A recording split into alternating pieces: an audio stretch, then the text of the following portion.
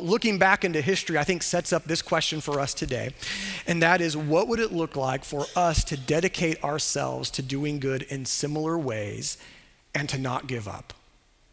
What would it look like in our lives to dedicate ourselves to doing good in similar ways and keeping with it and not giving up doing good? Doing good won't look the same in all of our lives. There will be some differences there depending on where our life circumstances are, where the season of life that we're in has us at the moment. For some of us, there might be days where doing good just means getting out of bed, maybe taking our medicine or doing the things we need to do to be healthy, and maybe finding one person to encourage during that day. And that's it. Maybe that's what God would have for us. So it's hard to prescribe for each and every person what it looks like in your life. But the important thing to remember is the blessing comes to us and ourselves, to others and ourselves, when we choose not to give up in doing it. When we choose not to give up in doing this.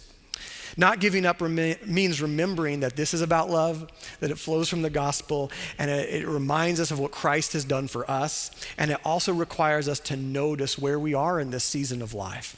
What are our abilities and limitations, which we all have? Discerning these can help us stick with it when it gets hard to do. And some days it might be hard to do. Some of us just need to be encouraged to do good and to not give up.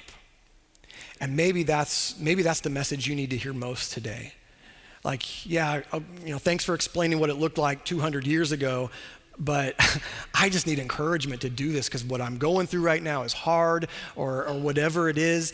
And so if that's the case, then friends, consider this your encouragement to keep doing good and to not give up doing good.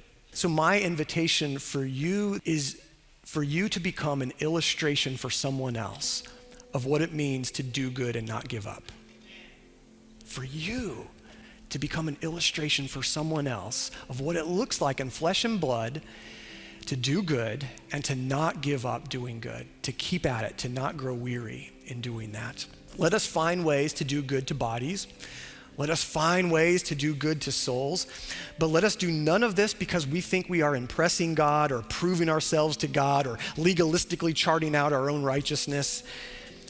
Rather, let us do good because of the love that's been unleashed in the world through the grace of Jesus, through his gospel given to us, and toward the end that God would be glorified in how we choose to do good.